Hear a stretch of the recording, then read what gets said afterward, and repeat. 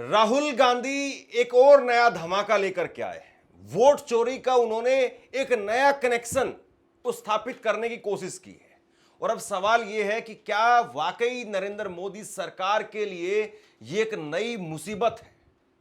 दरअसल राहुल गांधी ने एक लंबा चौड़ा ट्वीट किया और इस ट्वीट के जरिए राहुल गांधी ने समझाया कि कैसे वोट चोरी का सीधा कनेक्शन है बेरोजगारी से।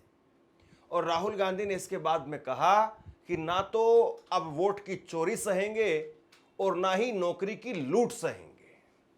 तो क्या वाकई राहुल गांधी वो कामयाब हो जाएंगे वोट चोरी और बेरोजगारी को एक साथ एक मंच पर जोड़ करके दिखाने में? और क्या वाकई इस देश का जेन जी, जिसकी आजकल बड़ी चर्चा हो रही है, क्या देश का युवा वो फिर राहुल गांधी की इस बात को समझ करके और राहुल गांधी के साथ खड़ा हो जाएगा कि वाकई वोट चोरी हो रही है और इसीलिए नौकरी नहीं मिल रही है? राहुल गांधी ने जो कहा वो मैं आपको एक एक शब्द आगे सुनाने वाला हूं। और राहुल गांधी जो कह रहे हैं जमीन पर वो स्थिति कितनी है या नहीं है, और दूसरी बड़ी बात, आंकड़ों के हिसाब से राहुल गांधी कितने सही हैं और कितने गलत हैं। इस देश में बेरोजगारी की स्थिति मौजूदा समय में कितनी है और कितनी नहीं है, इस बात को भी परखेंगे। लेकिन राहुल गांधी ने कहा कि जो सरकार वोट चोरी करके बनती है वो सरकार रोजगार की चिंता नहीं करती है। जो सरकार वोट चोरी करके बनती है वो जनता के प्रति जवाबदेह नहीं होती है। जो सरकार वोट चोरी करके बनती है वो सरकार जनता के मुद्दों के प्रति संवेदनशील नहीं होती है। लिहाजा बीजेपी वोट चोरी करके सरकार बनाती है और बीजेपी अपने उद्योगपतियों की, अपने धन्ना सेठों की चिंता करती है। आपकी यानी बेरोजगारों की चिंता बीजेपी नहीं करेगी, यह राहुल गांधी ने कहा। और इसके बाद में उन्होंने एक वीडियो जारी किया। राहुल गांधी ने वीडियो जारी करके दिखाया कि कैसे पूरे देश में अलग अलग जगह पर युवा लगातार सड़कों पर पिट रहे हैं। चाहे वो पटना की बात हो तो पटना में दरोगा अभ्यर्थी वो भी सड़कों पर पिटे, उससे पहले संविदा कर्मचारी वो भी सड़कों पर पिटे, और अभी हाल में उत्तराखंड के अंदर, उत्तराखंड में 15-15 लाख रुपए में पेपर बिक रहे हैं। ये छात्रों ने आरोप लगाया और छात्र रात रात भर सड़कों पर बैठे रहे, विरोध प्रदर्शन हुआ।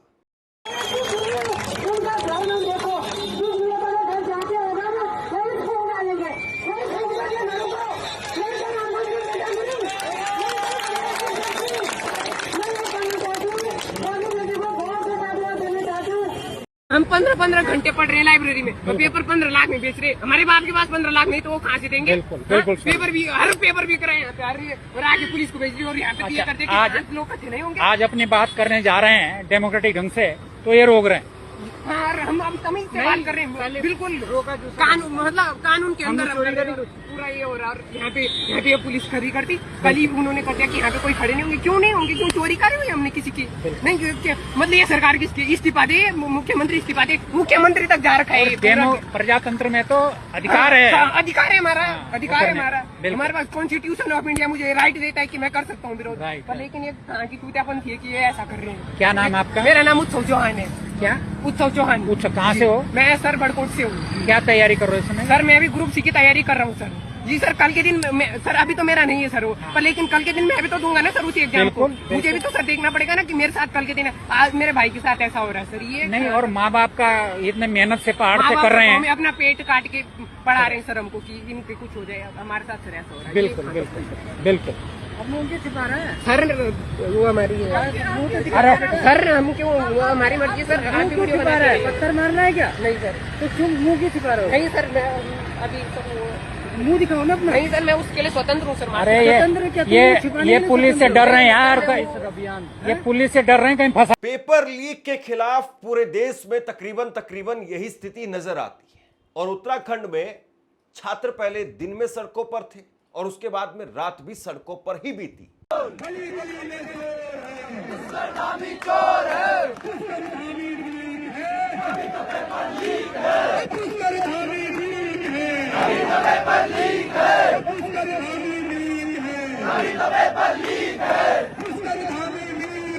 अभी तो पेपर लीक है। आपसे कुछ कहना चाहता हूं। आज के वक्त में पत्रकारिता करना कितना मुश्किल काम है, लेकिन अगर ऐसे में भी कोई आपकी खबर दिखा रहा है, कोई आपके मुद्दे पर बात कर रहा है, तो आपको भी उसका साथ देना चाहिए। अगर आपको लगता है कि मेरी पत्रकारिता सही है, मैं आपके लिए आपकी खबर वो दिखा रहा हूं, तो ऐसे में आप मेरा सहयोग कीजिए। आप इस वीडियो को जब लाइक करेंगे तो लाइक के साथ में ही एक थैंक्स का बटन आपको दिखाई देगा। उस थैंक्स के बटन पर आप क्लिक कीजिए और जो भी सहयोग राशि दे सकते हैं वो दीजिए। दूसरा, आप चैनल को ज्वाइन कर सकते हैं और चैनल को ज्वाइन करके भी मुझे मदद कर सकते हैं। दरअसल उत्तराखंड के अंदर रविवार को एक एग्जाम हुआ था और एग्जाम हुआ था ग्रेजुएट लेवल पर, पोस्ट के लिए एग्जाम था और इसके लिए यह कहा गया कि आधे घंटे में ही क्वेश्चन पेपर सोल्व होकर के आ गया।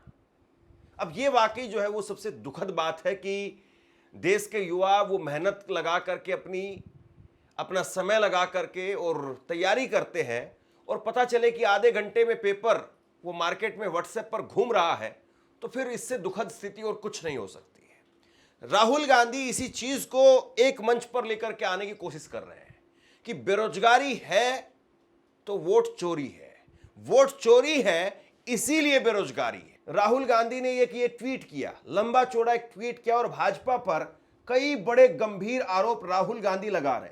राहुल गांधी ने लिखा कि भारत में युवाओं की सबसे बड़ी समस्या है बेरोजगारी और इसका सीधा रिश्ता है वोट चोरी से। जब कोई सरकार जनता का विश्वास जीत करके सत्ता में आती है तो उसका पहला कर्तव्य होता है युवाओं को रोजगार और अवसर देना, लेकिन बीजेपी चुनाव ईमानदारी से नहीं जीतती है, वो वोट चोरी और संस्थाओं को कैद कर सत्ता में बने रहते हैं। इसलिए बेरोजगारी 45 साल के उच्चतम स्तर पर पहुंच चुकी है, इसलिए नौकरियां घट रही हैं, भर्ती प्रक्रिया ध्वस्त हो गई है, युवाओं का भविष्य अंधेरे में धकेला जा रहा है। इसलिए हर परीक्षा, पेपर लीक, हर भर्ती भ्रष्टाचार की कहानी से जुड़ी रहती है। देश का युवा मेहनत करता है, सपने देखता है और अपने भविष्य के लिए संघर्ष करता है, लेकिन मोदी जी सिर्फ अपनी पीआर, सेलिब्रिटीज से अपना गुणगान करवाने में और उद्योगपतियों के मुनाफे में व्यस्त हैं। युवाओं की उम्मीदों को तोड़ना और उन्हें हताश करना इस सरकार की पहचान बन चुका है। अब हालात बदल रहे हैं। भारत का युवा समझ चुका है कि उसकी लड़ाई सिर्फ नौकरियों की नहीं है बल्कि वोट चोरी के खिलाफ है, क्योंकि जब तक चुनाव चोरी होते रहेंगे तब तक बेरोजगारी और भ्रष्टाचार भी बढ़ते रहेंगे। अब युवा न नौकरी की लूट सहेंगे न वोट की चोरी सहेंगे। भारत को बेरोजगारी और वोट चोरी से मुक्त करना ही सबसे बड़ी देशभक्ति है। ये राहुल गांधी ने एक लंबा चौड़ा जो है वो ट्वीट करते हुए आरोप लगाए और ये तस्वीर, ये वीडियो जो है वो राहुल गांधी ने जारी की। राहुल गांधी ने दिखाया इस तस्वीर में कि प्रधानमंत्री नरेंद्र मोदी वो अपनी फकीरी एक गजब ही अंदाज में, या यूं कहें कि अमीरी में जो जी रहे हैं और दूसरी तरफ युवा सड़क पर खाक छान रहे हैं, पिट रहे हैं। ये राहुल गांधी ने तस्वीरें दिखाई, अलग अलग जगह की तस्वीरें दिखाई और कहा कि देखिए देश के युवाओं के साथ में इस तरह से किया जा रहा है। लेकिन अब सवाल यह है कि जब राहुल गांधी जेनजी की बात कर रहे हैं, राहुल गांधी ने हाल में ही जेनजी को लेकर के 2 ट्वीट किए हैं। एक ट्वीट किया उन्होंने 18 सितंबर को और दूसरा कल किया 23 सितंबर को। 18 सितंबर को राहुल गांधी ने ट्वीट किया था और ट्वीट करके लिखा था कि देश के युवा, देश के स्टूडेंट्स, देश की जेनजी वो संविधान को बचाएंगे, लोकतंत्र की रक्षा करेंगे और वोट चोरी को रोकेंगे। मैं उनके साथ हमेशा खड़ा हूं। ये राहुल गांधी ने 18 तारीख को कहा था, जब उन्होंने वोट चोरी के खिलाफ एक और पीपीटी, एक और प्रेस कॉन्फ्रेंस के जरिए नए आरोप लगाए थे। अब क्या वाकई देश का जेनजी इस स्थिति में आ जाएगा कि मोदी जी के सामने कुछ वैसे ही खड़ा हो जाए जैसे नेपाल में हो गया? हालांकि नेपाल और भारत में जमीन आसमान का अंतर है। यहां का संविधान अलग है, यहां की पुलिस अलग है, यहां का कानून अलग है और यहां पर देश के जेनजी की जो सोच है वो भी अलग है। तो ये उम्मीद तो ना तो करनी चाहिए और ना ही ऐसा होना चाहिए कि जो नेपाल में हुआ वो यहां हो जाए। लेकिन क्या देश का युवा इतनी बड़ी तादाद में है या फिर उसकी समझ इतनी बड़ी है कि वो लोकतांत्रिक तरीके से सरकार को बदलने में राहुल गांधी के साथ खड़ा हो जाए? सवाल फिर यह भी है। तो ऐसे में युवा की आबादी है कितनी? देश के युवाओं की अगर आबादी की बात करें तो 142 करोड़ में से मौजूदा वक्त में 37 करोड़ 40 लाख वो इस वक्त में देश के युवा की आबादी है, यानी करीब करीब 27% मौजूदा वक्त में देश में युवा है। 27% का मतलब यह है कि अगर यह तबका एक तरफा किसी के साथ हो गया, अगर 37 करोड़ लोग अगर वो किसी के साथ हो गए तो किसी की भी सरकार बना सकते हैं और किसी की भी सरकार गिरा सकते हैं। तो क्या राहुल गांधी के साथ में देश का जेनजी खड़ा हो जाएगा और राहुल गांधी इस देश के जेनजी को अपने साथ में लेकर के मोदी सरकार को हटा देंगे और खुद देश के प्रधानमंत्री बन जाएंगे? लेकिन उससे पहले तो बिहार का चुनाव है। बिहार में अगर आप देखें, बिहार में अगर देश के युवा की जेनजी की बात करें तो वहां पर स्थिति क्या है? बिहार में कुल मिलाकर के आबादी है 12 करोड़। 12 करोड़ बिहार में आबादी है, 12 करोड़ 70 लाख, और यहां पर जेनजी की जो पॉपुलेशन है, युवा है, वो है 4 करोड़ 12 लाख, यानी 32%। ये बिहार की स्थिति। तो बिहार में 4 करोड़ 12 लाख अगर ये जेनजी राहुल गांधी के साथ में आ गए तो सरकार प्रचंड बहुमत के साथ में इंडिया गठबंधन की बनेगी, ये भी साफ है। लेकिन क्या वाकई ऐसा होगा? क्या वाकई बिहार में रोजगार वो इतना बड़ा मुद्दा बन जाएगा कि जेनजी सरकार को तय कर देंगे कि सरकार किसकी बनेगी? तकरीबन यही स्थिति हर राज्य में है। अगर आप उत्तर प्रदेश की बात करेंगे तो उत्तर प्रदेश में 19 करोड़ 98 लाख कुल आबादी है और इसमें 5 करोड़ 99 लाख युवा है, जिसकी 30% आबादी युवाओं की है। ये उत्तर प्रदेश के आंकड़े हैं। अगर राजस्थान की बात करें तो राजस्थान में 6 करोड़ 85 लाख कुल आबादी है, जिसमें से 2 करोड़ युवा है, यानी 29% राजस्थान में युवा है। तकरीबन पूरे देश में आप किसी भी राज्य के आंकड़े उठा करके देखिए, हर राज्य में 30% आबादी वो युवा की है। और ऐसे में निर्णायक है ये जेनजी। हालांकि जेनजी की अगर बात करें तो जेनजी का मतलब है 1997 से 2012 के बीच में जन्मे युवा, यानी 13 से 28 साल के बीच के युवा, जिनको जेनजी कहा जाता है। अगर 13 से 28 साल के युवाओं को आप 30 साल तक थोड़ा लेकर के चले जाए, या 20 से 30 साल तक के युवा, 18 से 30 साल तक के युवाओं को अगर आप समझे, तो यानी बिहार में कुल मिलाकर के संख्या हो जाती है 1 करोड़ 67 लाख। 1 करोड़ 67 लाख अगर ये बिहार में इंडिया गठबंधन के साथ आ गए तो बीजेपी की दाल नहीं गल पाएगी और बीजेपी का एक तरफा सुपड़ा साफ हो जाएगा, क्योंकि बिहार में कोई बहुत ज्यादा अंतर पिछली बार भी नहीं था। और अगर बड़ी संख्या में युवा वो एक साथ आ गए तो फिर उसके बाद में बीजेपी के लिए और बड़ी मुसीबत खड़ी हो जाएगी। और अगर बिहार में बीजेपी को सफलता नहीं मिली, वहां पर इंडिया गठबंधन की सरकार बन गई, तो फिर आप ये मान करके चलिए कि बीजेपी के लिए फिर असम, उत्तर प्रदेश और आने वाले चुनाव, चाहे वो गुजरात का हो, फिर चाहे मध्य प्रदेश का हो, चाहे राजस्थान का हो, या फिर उड़ीसा का हो, या फिर छत्तीसगढ़ का हो, जैसे जैसे चुनाव आगे आते चले जाएंगे बीजेपी के लिए मुसीबत खड़ी होती चली जाएगी। और फिर उसके बाद में 2029 का लोकसभा चुनाव, क्या तब तक नरेंद्र मोदी की कुर्सी सलामत भी रहेगी? यह भी अपने आप में एक सवाल है। दुनिया भर में अगर आप देखें युवाओं की स्थिति को, तो दुनिया भर में वैश्विक स्तर पर जेनजी की आबादी भारत में 37 करोड़ 40 लाख है, कुल आबादी का 27%। चीन में 24 करोड़ है, इंडोनेशिया में 6 करोड़ 90 लाख है, अमेरिका में 6 करोड़ 60 लाख है।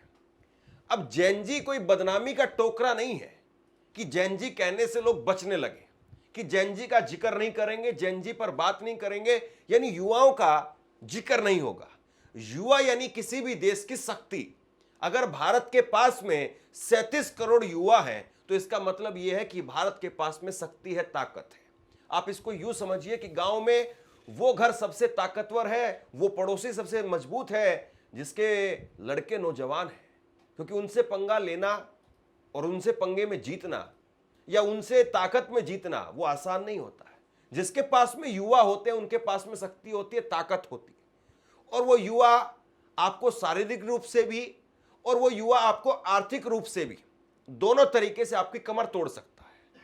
तो ऐसे में भारत के पास में 37 करोड़ जो जेनजी है या युवा है, ये कोई अभिशाप नहीं है, ये वरदान है। और देश का ये तबका, देश का ये युवा, वो भारत की तस्वीर को बदल सकता है, भारत को तीसरे लेवल की इकोनॉमी वो भी बना सकता है और उससे ऊपर भी ले जा सकता है। लेकिन सवाल यह कि उसके हाथ में रोजगार कितने हैं, क्योंकि नरेंद्र मोदी की सरकार जब 2019 के चुनाव में जा रही थी, उस वक्त में नीति आयोग ने कहा कि इस देश में 45 साल में सबसे ज्यादा बेरोजगारी है। और उस वक्त में मोदी सरकार के ही मंत्रालय नीति आयोग ने एक रिपोर्ट दी और उस रिपोर्ट में कहा कि भारत में 6.1% बेरोजगारी है। और इसका मतलब ये कि भारत में 45 साल की सबसे ज्यादा बेरोजगारी। लेकिन उस वक्त में चुनाव में सरकार जा रही थी, इसलिए सरकार ने कहा कि नीति आयोग के जो ये आंकड़े हैं ये पूरे नहीं है, लिहाजा उस पर रोक लगा दी गई कुछ समय के लिए। लेकिन चुनाव खत्म हुआ, सरकार वापस आई और नीति आयोग ने फिर से वही आंकड़े सामने रखे कि भारत में वाकई 45 साल की सबसे ज्यादा बेरोजगारी उस वक्त में थी, जो 6.1%। और ये बेरोजगारी और ज्यादा बढ़ जाती अगर भारत में क्विक कॉमर्स कंपनियां नहीं आती, यानी जिस तरीके से ब्लिंकिट, स्विगी या ओला, उबर, ये जो कंपनियां आई और जिन्होंने एक बहुत बड़े तबके को शहरों में रोजगार दिया, अगर वो नहीं होता तो ये बेरोजगारी और बढ़ जाती। यानी कुल मिलाकर के जो गांवों में बेरोजगारी की दर है वो फिर भी थोड़ी ठीक नजर आती है, क्योंकि गांवों में, खेती में, किसानी में युवा थोड़ा सा अपने आप को ढाल लेते हैं। लेकिन शहरों में ना खेती है ना किसानी है। शहरों में तो आपको सीधा पैसा चाहिए, आपको नौकरी चाहिए और नौकरी मिल नहीं रही है। अगर आप आंकड़े देखें तो आंकड़े बेहद डराने वाले हैं। भारत में शिक्षा के स्तर और बेरोजगारी, इन दोनों को मिलाकर के आप देखिए, ग्रेजुएट हैं और उसके साथ साथ बेरोजगार भी हैं। 25 साल से कम उम्र के अगर ग्रेजुएट युवाओं को अगर आप देखें तो ऐसे में 42% युवा ऐसे हैं जो बेरोजगार हैं। 25 से 29 साल के युवा जो ग्रेजुएट हैं लेकिन बेरोजगार हैं, ऐसे लोगों की संख्या है 22%। 30 से 34 साल के युवा जो ग्रेजुएट हैं और बेरोजगार हैं, वो करीब करीब 10% है। और 40 साल से ऊपर के ग्रेजुएट जो बेरोजगार हैं, वो करीब करीब 1.5% है। 10वीं पास की अगर आप बात करें तो 10वीं पास में 25 साल से कम उम्र के 18% लोग बेरोजगार हैं। 25 से 29 साल के करीब 7.5% लोग बेरोजगार हैं। ऐसे ही 30 से 40 साल के 4.5% लोग बेरोजगार हैं। और ऐसे ही 40 साल से अधिक के करीब 2% लोग बेरोजगार हैं। प्राइमरी और मिडिल की अगर बात करें तो 25 साल से कम के 15% लोग बेरोजगार हैं। 25 से और 29 साल के 5.5% लोग बेरोजगार हैं। 30 से 34 साल के 3% लोग बेरोजगार हैं। और 40 साल से अधिक के 2% लोग बेरोजगार हैं। और ये आंकड़े हैं Azim Premji university state working India 2023 के। इसके बाद में अगर अनपढ़ों की अगर आप बात करें, ये तो पढ़े लिखों के आंकड़े थे, अगर आप अनपढ़ यानी अनएजुकेटेड लोगों की बात करें, और देश में ये भी बहुत बड़ा तबका है, अगर उनकी बात करें तो वो भी बहुत बड़ी संख्या में बेरोजगार है। 25 साल से कम के 13.5% लोग बेरोजगार हैं। 25 से 29 साल के 4.5% करीब लोग बेरोजगार हैं। 30 से 34 साल के 4% लोग बेरोजगार हैं।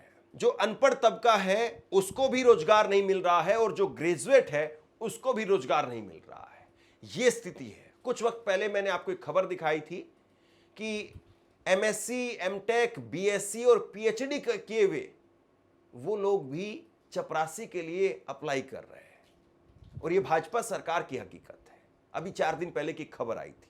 तो कुल मिलाकर के रोजगार को लेकर के देश की स्थिति कोई बहुत मजबूत है या मोदी जी के आने के बाद में स्थिति कोई बहुत अच्छी हो गई है, ये दिखाई नहीं देता है।